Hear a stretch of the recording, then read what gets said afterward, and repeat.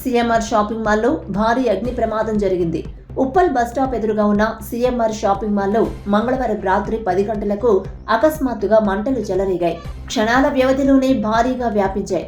పెద్ద ఎత్తున మంటలు ఎగసిపడడంతో స్థానికులు భయాందోళనలకు గురయ్యారు. బస్టాప్ లో ఉన్న ప్యాసింజర్లు అక్కడి నుంచి పరుగులు తీశారు.